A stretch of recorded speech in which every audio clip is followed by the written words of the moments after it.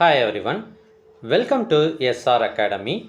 TNTET maths தேர்வில் மீண்டும் கேட்கப்பட்ட மிக முக்கியமான 25 வினாக்களை தான் நம்ம பார்க்க போகிறோம்.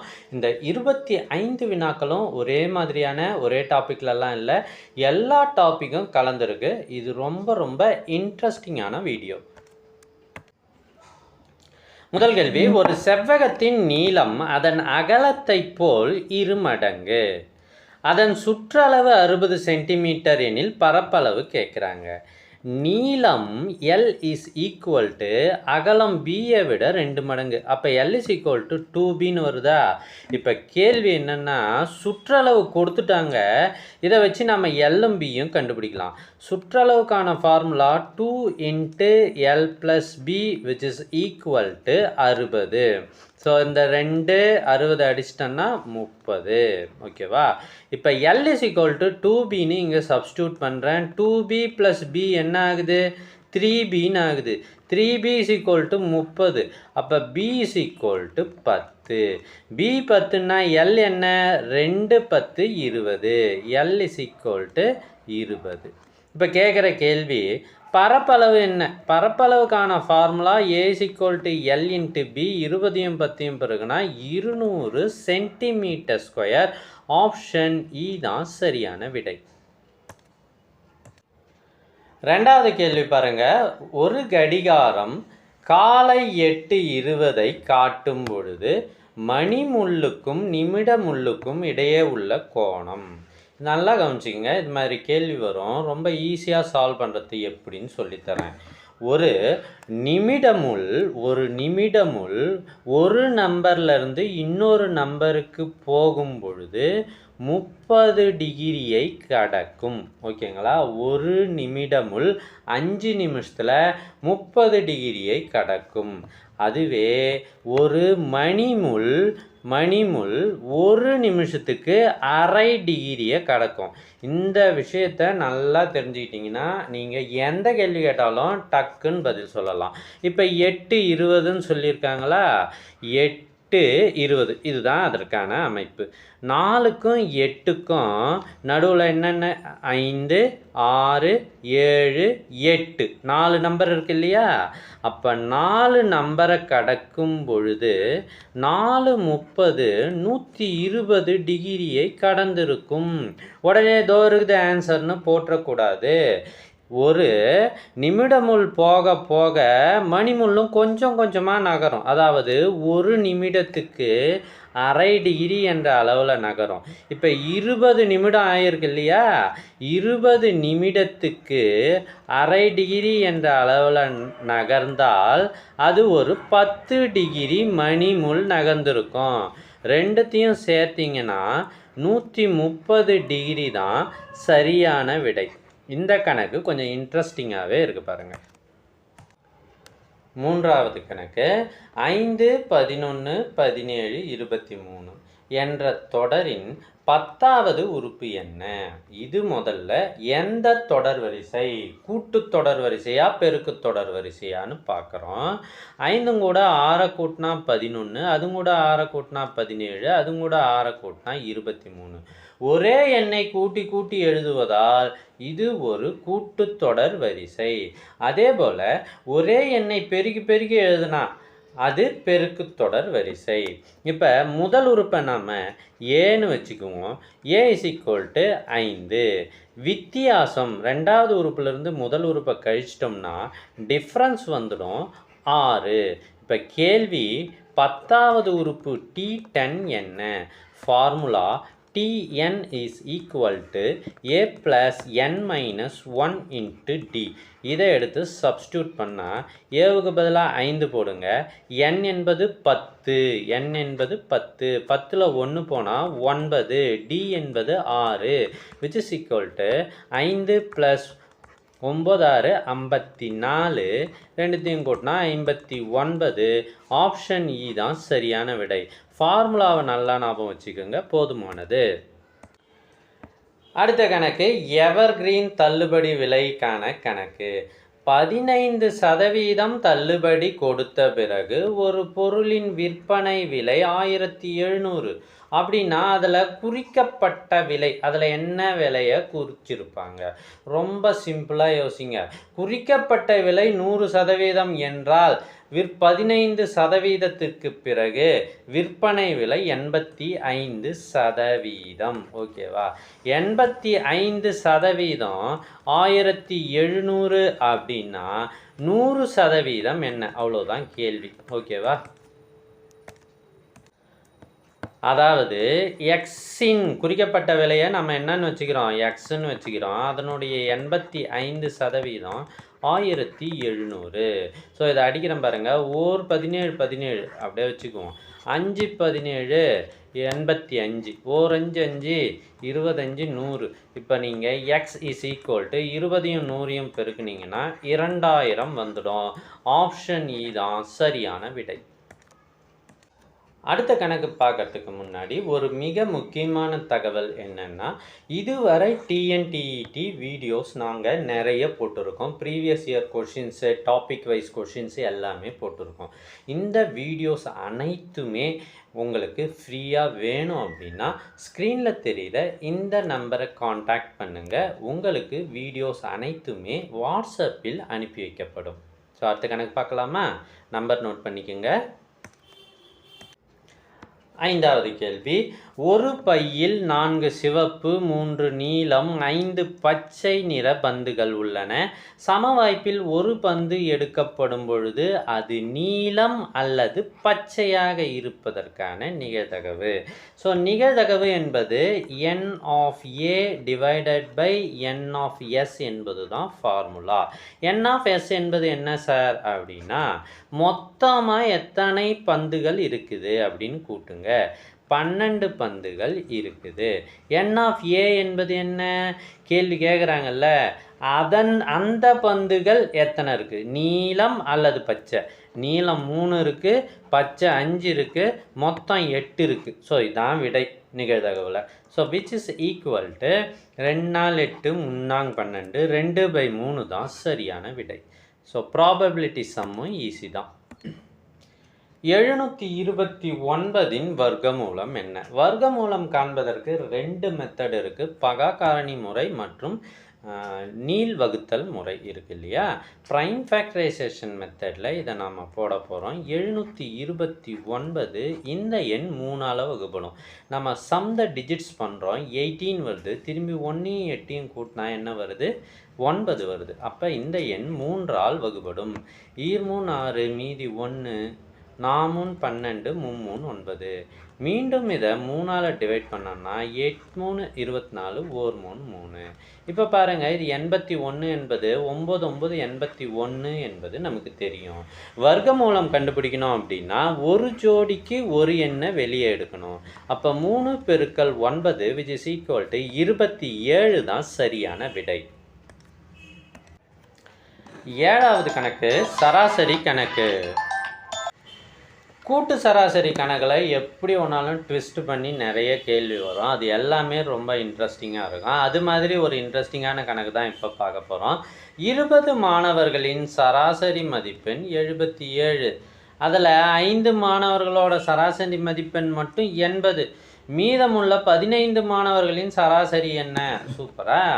இப்போ நமக்கு ஒன்று தெரியணும், என்னென்னா மொத்தம் இஸ் ஈக்குவல் டு சராசரி பெருக்கல் எண்ணிக்கை. இந்த ஒரு விஷயத்தை ஞாபகம் வச்சுக்கோங்க. இப்போ கணக்கு எழுதும்போது உங்களுக்கே புரியும் பாருங்கள். 20 மாணவர்களின் மொத்த மதிப்பெண் இஸ் ஈக்குவல் டு சராசரி என்ன சொன்னாங்க? 20 பேருக்கு 75ன்னு சொன்னாங்க. எத்தனை பேர்? 20 பேர். அப்போ 20ஆல் பெருக்குங்க. Which is equal to 1500. மொதல் வரி முடிஞ்சுதா? அடுத்த வரி பாருங்கள். 5 மாணவர்களின் சராசரி, 5 மாணவர்களின் மொத்த மதிப்பெண் என்னது? சராசரி என்பதை 5ஆல் பெருக்குனா 400. ஓகேவா? இப்போ இந்த 20ல் 5 போனால் மீதி 15 மாணவர்களின் மொத்த மதிப்பெண் இஸ் ஈக்குவல் டு 1100. எப்படி போட்டேன்? இதை மைனஸ் பண்ணிட்டேன். 20ல் 5 போனால் 15, 1500ல் 400 போனால் 1100. ஓகே, இப்போ சராசரி கண்டுபிடிக்க வேண்டும். சராசரி என்பது மொத்த மதிப்பெண்ணை 1100 எண்ணிக்கையால் வகுக்கணும், 15ஆல் வகுக்கணும். இப்படி வகுத்தோம்னா 73.33ன்னு வருது. ஆப்ஷன் இ தான் சரியான விடை. அடுத்து ஒரு வேறு டாப்பிக்கில் இருந்து சூப்பரான கேள்வி. 8 மணி நேரத்தில் ஒரு குழாய் 120 லிட்டர் தண்ணீரை நிரப்புகிறது.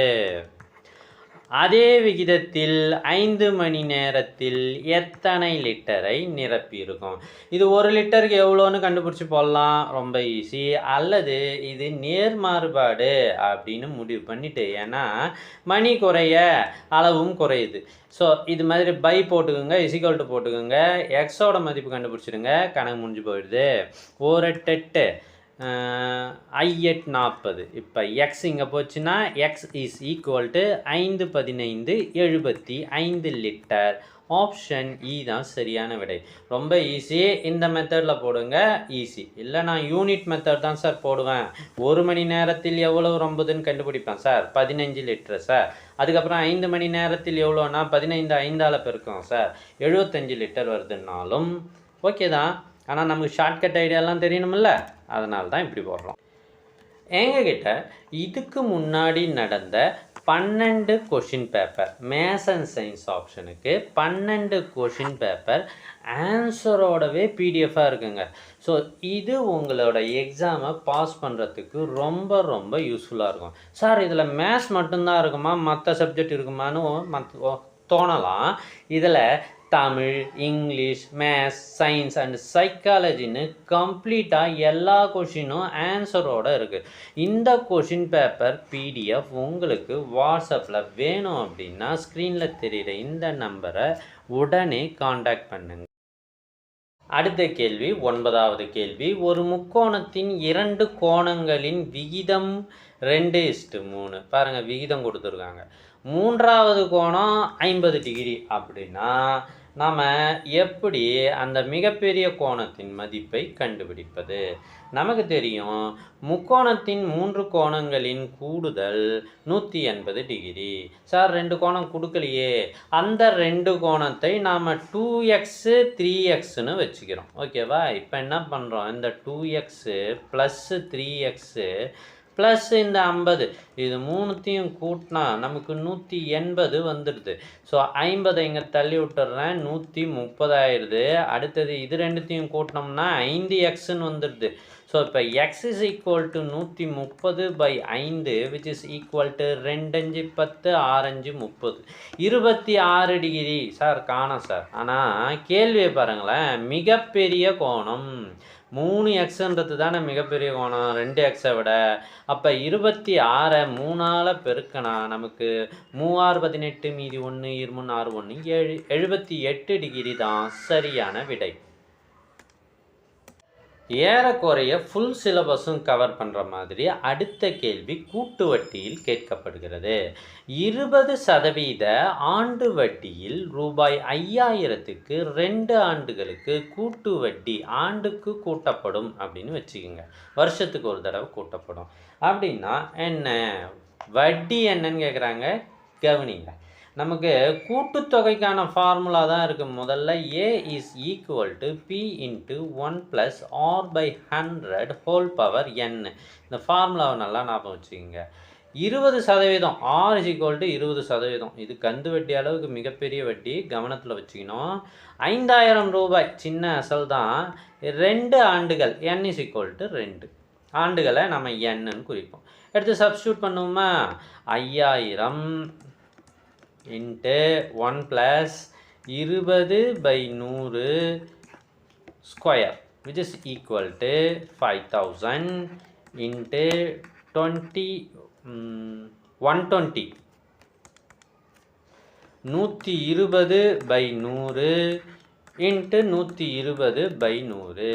சார் இந்த 20யும் 100யும் அடிச்சுட்டு 1/5ன்னு போட்டிருக்கலாமேன்னு தோணுது தானே. ஏன் அப்படி போட்டோன்னா நமக்கு இந்த 0லாம் அடியில் இருந்தால் ஈஸியாக அடிச்சிடலாம், அதுக்காக தான். 12 12 144. அதை 50ஆல் பெருக்கணும் அப்படின்னா நமக்கு 7200 ரூபாய்னு வருது. 7200. இது வந்து கூட்டுத்தொகை. ஸோ தனி வட்டி என்ன அப்படின்னா கூட்டுத்தொகையிலிருந்து அசல் 5000 கழித்து விட வேண்டும். பாருங்க, கூட்டுத்தொகையிலிருந்து அசலை கழிச்சிட்டோம் சார், ஃபார்முலா இருக்கா அப்படின்னா I is equal to A minus Pன்றது ஃபார்முலா. ஸோ அசலை கழிச்சிட்டோம்னா நமக்கு என்ன வருது? 2200 தான் வட்டித்தொகை. ஆப்ஷன் இ. அடுத்து தசம எண்களின் பெருக்கல் என்ன அப்படி சார்னா பாருங்கள், எல்லாத்துலேயும் 2 தான் இருக்குது. 2 2 4 4 2 8ன்னு நம்ம கண்டுபிடிச்சிட்டோம். ஆனால் எத்தனை இலக்கங்கள் தள்ளி புள்ளி வைக்கணும்? இதில் 3, இதில் 2, இதில் 1, மொத்தமாக 6 இலக்கங்கள் தள்ளி புள்ளி எங்கே வச்சுருக்காங்களோ அதுதான் சரியான விடை. ஸோ ஆப்ஷன் ஆ தான் சரியான விடை. அடுத்த கேள்வி, சமன்பாடுகளை தீர்த்தல். 2x + 3y = 12. ஓகேவா? இப்போ என்ன கேட்குறாங்கன்னா ஒய்யின் மதிப்பை கேட்குறாங்க. அப்போ நம்ம எக்ஸை கேன்சல் பண்ணிட்டோம் அப்படின்னா என்ன ஆகும்? நம்மளால் ஆன்சரை ஈஸியாக கண்டுபிடிச்சிடலாம். இப்போ ஈக்குவேஷன் நம்பர் 1 நான் என்ன பண்ணுறேன்? 2ஆல் பெருக்கிறேன். 2ஆல் பெருக்குனா 4x + 6y = 24. ஸோ அப்படியே கூட்டுறோம் பாருங்கள். மைனஸ் பண்ணுறேன். மைனஸ் பண்ணணுன்னா நம்ம குறியை மாற்றி கூட்டி கொள்ள வேண்டும். 4xம் 4xம் கேன்சல் ஆகிடுச்சு. -7y = -14. 10 - 24 -14. y = 2. Minus minus cancel ஆகிடுச்சு. 2 7 14. ஆப்ஷன் ஆ 2. இந்த வீடியோ எல்லா ஏரியாவையும் கவர் பண்ணுது. இப்போ பாருங்கள், முகடு கணக்கு வந்திருக்கு. இந்த நம்பர்லாம் கொடுத்துட்டு முகடுன்னு கேட்குறாங்க. முகடு என்பது மோடு அல்லது மேடு அப்படின்னு கூட வச்சுக்கலாம். எந்த நம்பர் திருப்பி திருப்பி வருதோ அதுதான் முகடு. இப்போ கொடுக்கப்பட்ட எண்களில் எந்த நம்பருமே 2வது முறை கூட வரவில்லை, ஒரு முறை மட்டுமே வந்திருக்கு. அதிக முறை வந்தால் தான் முகடு. எனவே இது முகடு இல்லை. ஒரு வரிசையை கொடுத்துவிட்டு அடுத்த எண் என்ன கேட்குறாங்க. இதை உற்று கவனித்தோம் அப்படின்னா இது 1 கியூப், இது 2 கியூப், இது 3 கியூப், இது 4 கியூப். அடுத்தது என்ன வரும்? 5 கியூப். 5 கியூப் என்ன? 125. அவ்வளோதான். ஆப்ஷன் ஆ. அடுத்த கேள்வி பார்க்கறதுக்கு முன்னாடி மிக முக்கியமான தகவல், எங்ககிட்ட ஒரு நன்கு திட்டமிடப்பட்ட டிஎன்டிஇடி மேத்தமெட்டிக்ஸ் தேர்வுக்கான டெஸ்ட் பேட்ச் நடத்திட்டு வரோம். இந்த டெஸ்ட் பேட்சில் மொத்தம் 20 சாதாரண தேர்வுகள் பாட புத்தகத்தின் அடிப்படையில் சிலபஸ் பிரித்து அதில் தேர்வுகள் வைக்கிறோம். அது இல்லாமல் 3 ஃபுல் டெஸ்ட்டு வைக்கிறோம். இதில் நீங்கள் ப்ராக்டிஸ் எடுத்தாலே போதும். மேத்ஸ் என்பது ரொம்ப ரொம்ப ஈஸியாக இருக்கும். இந்த டெஸ்ட் பேட்சில் நீங்கள் சேர்ந்து பயன்பெறணும் அப்படின்னா ஸ்க்ரீனில் தெரிகிற இந்த நம்பரை காண்டாக்ட் பண்ணுங்கள். 15வது கேள்வி, ஒரு நேர்வட்ட கூம்பின் அடிப்புற ஆரம் R = உயரம் h கொடுத்துருக்காங்க. இப்போ என்ன கண்டுபிடிக்கிறாங்க? சாய்வு உயரம், ஸ்லாண்ட் ஹைட், அதாவது அதை நம்ம Lன்னு சொல்லுவோம். இதுக்கு ஒரு ஃபார்முலா இருக்குது. L = √h² + r². இதில் நீங்கள் சப்ஸ்டியூட் பண்ணிங்கனாலே போதும். √24² பண்ணால் 576, 7² பண்ணால் 49. இது ரெண்டுத்தையும் கூட்டினீங்கன்னா 625 வரும். சார் இதெல்லாம் எப்படி சார் தெரியும் அப்படின்னா, ஏற்கனவே நான் ரொம்ப அதிகமாக கணக்கு போட்டதால் மனசில் நல்லா பதிஞ்சு போச்சு. அதே மாதிரி நீங்களும் போட்டு ப்ராக்டிஸ் எடுங்க. ஸோ L = 625க்கு ரூட் எடுத்தோம்னா 25 × 25. ஸோ L = 25 தான் சரியான விடை. ஸோ ஆப்ஷன் இ தான் சரி. 24 மீட்டர் நீளமுள்ள ஒரு கம்பத்தின் நிழல் 18 மீட்டர். ஓகேவா? அதே நேரத்தில் 16 மீட்டர் நீளமுள்ள ஒரு கம்பத்தின் நிழல் என்ன? ஏற்கனவே நேர்மாறுபாடு கணக்கு எப்படி சொல்லி கொடுத்தனோ அதே தான். இங்கே கம்பத்தின் உயரம், நிழலின் நீளம். ஸோ கம்பத்தின் நீளம் அதிகரிக்க நிழலும் அதிகரிக்கும். அப்போ இது நேர்மாறுபாடு. நேர்மாறுபாடுனா இது மாதிரி எழுதுங்க, அப்படியே பை போடுங்க, அப்படியே இசிகோல்டு போடுங்க, ஆன்சர் வந்துடும். 3 8 24, 2 8 16, 1 3 3, 6 3 18, எக்ஸ் இந்த பக்கம் போச்சுன்னா எக்ஸ் இஸ் ஈக்குவல் டு 6 பெருக்கல் 2 12 மீட்டர். ஆப்ஷன் ஆ தான் சரியான விடை. 17வது கேள்வி. ஒரு தொடர் வரிசை கொடுத்துருக்காங்க 7 14 21 28. இது பார்த்தீங்கன்னா கூட்டுத்தொடர் வரிசையா பெருக்கு தொடர் வரிசையா? ஒரே எண்ணை மீண்டும் மீண்டும் கூட்டியிருக்காங்க, 7 கூட்டின்னு போயிருக்காங்க. இது ஒரு கூட்டுத்தொடர் வரிசை. இதில் 15வது உறுப்பு காண்பதற்கான formula Tn is equal to a plus n minus 1 into d. So T15 நாம் கண்டுபிடிக்கிறோம். அதுதான் 15வது உறுப்புன்னு அர்த்தம். 15th term. ஓகேவா? T15னா 15th term. a என்பது முதல் உறுப்பு, 5 போட்டாச்சு. n தான் 15ன்னு கொடுத்துட்டாங்க, 15ல் 1 போனால் 14. d என்பது டிஃபரன்ஸ், ரெண்டாவது உறுப்புலேருந்து முதல் உறுப்பை கழிங்க, 7 வருது இல்லையா, அதுதான் டி. அதை பெருக்கிங்க 7. ஸோ இப்போ நமக்கு ஆன்சர் வந்துடும். ஏ 5 சாரி ஏ 7ன்னு போட்டுக்கோங்க. ஏ 7 தான் இருக்குது. அப்போ 7 plus 14 7 98 which is equal to 105 தான் சரியான விடை. ஏ என்பது 7. ஆப்ஷன் ஆ. 48 மற்றும் 60 2 எண்களுக்கு மீப்போவா கண்டுபிடிக்கணும் அப்படின்னா பொதுவான வாய்ப்பாட்டால் வகுக்கிறோம். ரெண்டுமே 12ஆம் வாய்ப்பாட்டால் வருது. 4 12 48, 5 12 60. இதுக்கு மேலே பொதுவான வாய்ப்பாடு இருந்தால் மட்டும்தான் கண்டினியூ பண்ணணும். அதுதான் மீப்போவா. ஓகேங்களா? ஸோ பொதுவான வாய்ப்பாடு இல்லை. அப்போ இங்கே என்ன இருக்குதோ அல்லது இங்கே என்னென்ன நம்பருங்க இருக்குதோ அதனுடைய பெருக்கல் பலன். இப்போ இங்கே 12 மட்டும்தாங்குது. இதை நீங்கள் மீப்போவா HCFல பெருக்காதீங்க. விடை 12. இந்த வீடியோ உங்களுக்கு யூஸ்ஃபுல்லாக இருக்குது அப்படின்னா யூஸ்ஃபுல்னு கமெண்ட் பண்ணுங்கள். அப்போ தான் நான் தொடர்ந்து இது போன்ற வீடியோக்களை போட முடியும். அது எனக்கு ஹெல்ப்ஃபுல்லாக இருக்கும். ஸோ மறக்காமல் லைக் பண்ணிவிட்டு யூஸ்ஃபுல்னு கமெண்ட் பண்ணுங்கள். 19வது கேள்வி. 4 கிலோமீட்டர் தூரத்தை நடந்து செல்ல 1 மணி நேரம் ஆகும் நபர் 1.5 மணி நேரத்தில் எத்தனை கிலோமீட்டர் நடப்பார்? 1 மணிக்கு 4 கிலோமீட்ரு. அப்போ 1.5 மணிக்கு 4 1.5 மணியால் 1.5ஆல் பெருகிட்டிங்கன்னா முடிஞ்சு போச்சு. ஓகே, 4 2 6 வந்துடும். Answer 6 kilometre. ஒரு கடைக்காரர் ரூபாய் 800க்கு ஒரு பொருளை வாங்கி 920க்கு விற்றால் லாப சதவீதம் என்ன? அவருடைய லாபம் எவ்வளோன்னு பாருங்கள், 120 ரூபா. இதில் வாங்கிய விலையில் மட்டுமே நாம் லாப சதவீதம் கண்டுபிடிக்கணும். விற்ற விலையில் கண்டுபிடிக்கக்கூடாது. எப்பயும் அதை ஞாபகம் வச்சிங்க. அதுதான் நாம் செய்கிற தப்பு. 800ஆல் டிவைட் பண்ணிவிட்டு 100ஆல் பெருக்கணும். ஏன்னா சதவீதம் கண்டுபிடிக்க போகிறோம் இல்லையா. லாபம் பை அடக்க விலை இன்ட்டு 100, இதுதான் ஃபார்முலா. ஸோ அடித்தேன் 8 வந்தது. இதை அடித்தா 15 வந்தது. அப்போ எத்தனை சதவீதம்? 15% அவருக்கு லாபம். நல்ல லாபம்தான். இதுவரை 20 கணக்குகள் போட்டிருக்கோம். இன்னும் 5 கணக்குகள் தான் இருக்குது. இதுவரை பொறுமையாக பார்த்த உங்கள் அனைவருக்கும் எனது பாராட்டுக்களை தெரிவித்துக் கொள்கிறேன்.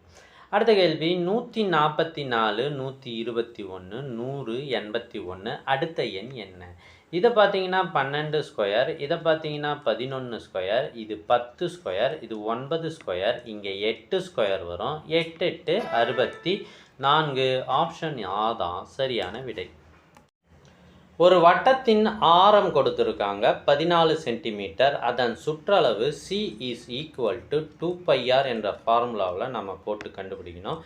2 இன்ட்டு பை என்பது 22/7 இன்ட்டு 14 2. ஸோ இது எல்லாத்தையும் பெருக்குனா 88 வருது. ஆப்ஷன் இ தான் சரியான விடை.